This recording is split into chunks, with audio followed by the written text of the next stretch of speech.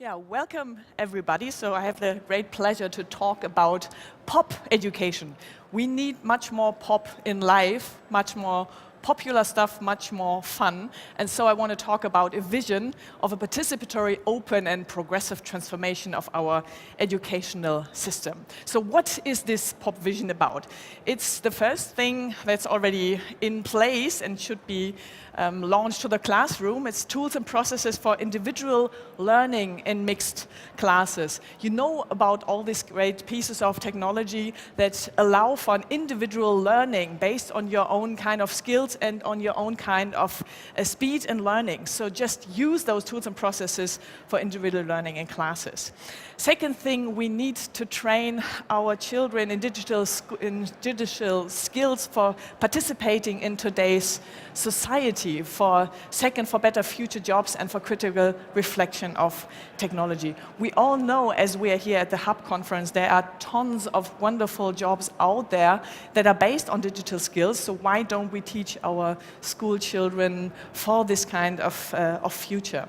And the first point with this participation in today's society, we all know everything gets more and more connected. So why couldn't we, allow our children also in a critical way to participate in this networked society? And why can't we provide guidance in the schools today? So we need to do this very much. Third thing is the flipped classroom concept, communities of practice and teachers as coach. You might have heard about this flipped classroom concept. That's just that school children learn the content at home on their individual basis and come to the classroom, join for those communities of practice, and then practice it, engage in it, have a kind of teamworked content, and have the teacher much more as a coach. So I think that these kind of progressive concepts really lead to a better digital education at school. So flipped classrooms is a very wonderful concept. And fourth point, we need to support this an open everything strategy. So engaging in open educational resources, open source and open access. So why don't we foster much more the possibilities of open educational resources for sharing, for improving the content, sharing it again with the community, and having much more open source software and hardware. And I will show some examples in a minute. And having the open access policy. So why couldn't we, put these points together for having a pop version of our digital education? You might know how it looks like today. So this is a picture of a current classroom that's really depressing. So schools lack totally in Germany the digital infrastructure. So there's just kind of 7% of the schools have high-speed access to the internet. Some don't have any access to the internet today in 2017. So that's really embarrassing. So they don't have proper personal computer equipment. They don't have a cloud infrastructure and so on. So that's really depressing. The Bertelsmann Foundation just recently showed a study that we need 3 billion euro per year, each year, for the digital infrastructure in our schools. So there's a massive investment that we should decide on.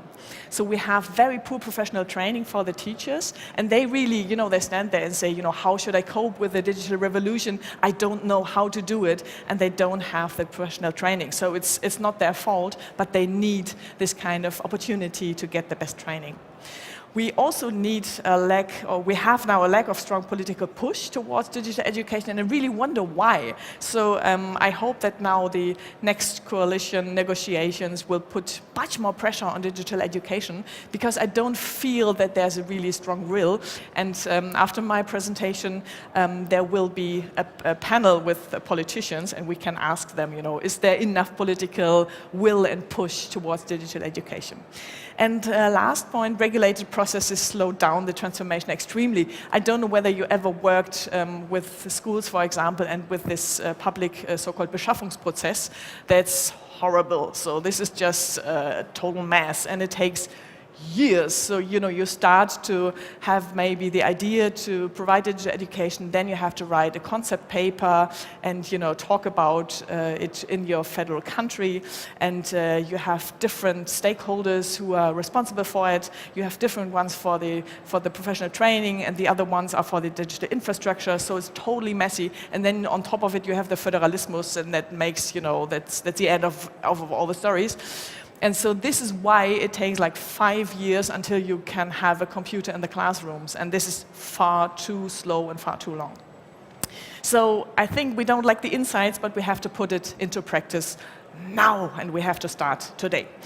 And as I'm a very pragmatic person, some friends of me and myself, we founded a non-for-profit company, and we thought, we have to provide digital skills at primary school level for free.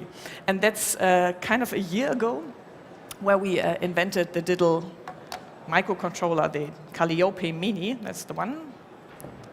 Tiny little Q1, the microcontroller.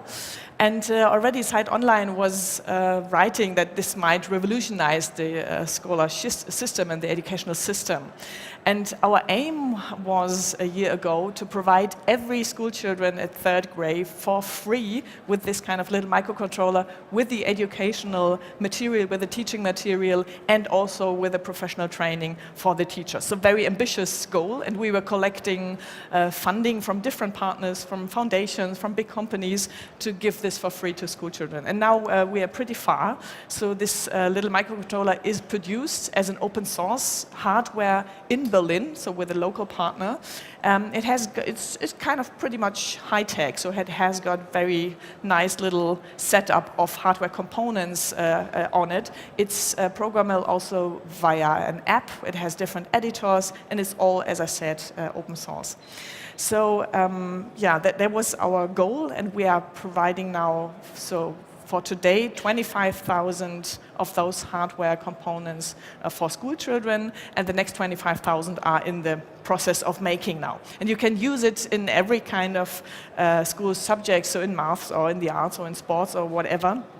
It's very hands-on. You cannot watch YouTube on this microcontroller. Of course not. You have to program it. And it has this kind of little LED matrix so that you can also show letters and numbers and so on. And you can make really fun stuff with it. Everything also that is provided as teaching material is open educational resources. So for example, also the Cornelsen school book publisher was providing their teaching material also as OER. So this is for us a big success, so that it's all really there and for free. And our aim was to bridge the gender gap. So providing this kind of basic training at the 3rd grade at primary school level already is very important, because at some point in time, at the age of like 11 or 12, many girls just tend to say, technology, that's something for boys. I don't know why this happens, but it happens. And if they are younger, like 8 or something, that's a very different approach. That's just, they are curious, they just, take this piece of technology and make fun with it. So that's what we want to do.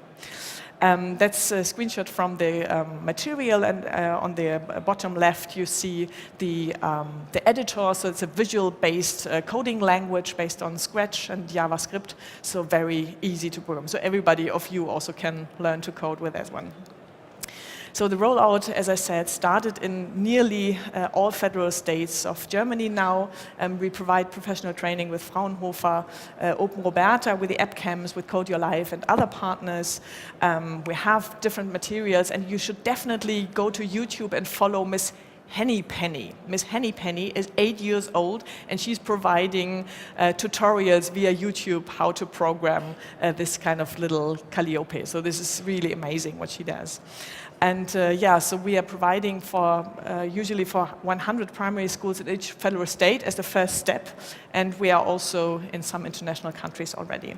And this is just one building block. So this is not the end of the story of solving the problem of POP vision of digital education, but this is a part of a family of different hardware and software components that we need to experiment with. Just need to get hands-on experience how it is to do some kind of coding willing to look inside of the black box of a computer, because this is, the inside of every kind of computer that we have, and to have this kind of hardware and software family that's all open source and that's compatible to each other. This is a very important point.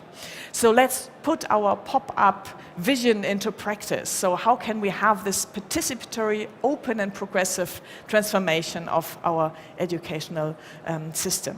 So one thing, also pragmatic, and this might be one discussion point for the next round also. Why don't we create a kind of open educational platform?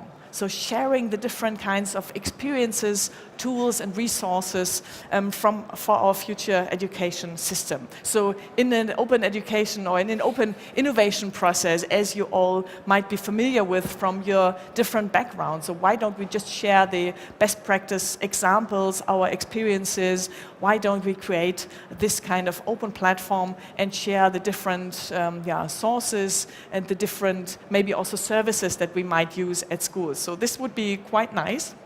And this could be a common approach for the different federal states, because this is one of the biggest issues in Germany, that each federal state has a very different pace, very different idea of digital infrastructure. It's not compatible, it's not linked to each other. So every federal state creates their own kind of little system, and that slows down the process dramatically. And this is, I think that we cannot, just watch that our school children don't get any kind of educational training in the digital era today, and we cannot wait another 5 years. So that's why we are pushing so hard. We need also, maybe this is a task for the coalition negotiations now, a support of the digital infrastructures, so for this professional training of the teachers, and also for the hardware and software components that we need. So this might be about 4 billion each year. So not like this Digitalpakt that Johanna Wanka was announcing, and that's not really planned out. She said she would once provide it, but we need 4 billion each year. So it's really a massive investment in the future that we need to make in Germany. And of course, we have to learn from international experiences. So our neighbors are doing great jobs. So in Denmark, it is, of course, it is standard that you work with computers, with tablets and mobile devices at school. They have all the training materials there. We can just share their experiences and learn from that. UK was launching the microbit, and that was our inspiration to do the Calliope Mini. The microbit was given to all school children in last year in 2016, and they were rolling out a total curriculum of coding activities throughout each year at school. So they did a massive investment in that one. And also Poland is doing a great job. They have the Masters of Code, so they are also teaching coding activities at school. And we already see now many colleagues from Poland coming also to work with us here and getting really great jobs here. So this is a wonderful perspective. And as I said, it's not just about coding, but it's really, being part of this digital society and also learning about, how to critically reflect where our technology goes and what we are developing. So it's really the whole kind of package. And last thing also for the negotiations about a new government, get rid of the Kooperationsverbot, because this is really a mess that slows down again the process. So this is what I want to hand over to the panel that follows us, and what I also want to hand over to the political parties that are now negotiating about maybe the next GroKo, who knows what comes, but digital education should definitely be very much on the top priority list. That's it. Thank you very much.